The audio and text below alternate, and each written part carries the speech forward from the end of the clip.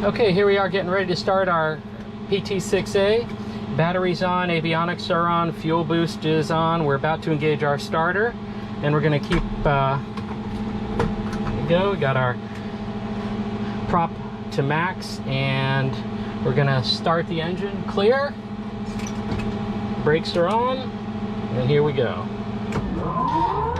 We're looking for NG to rise, and then we want NG stable.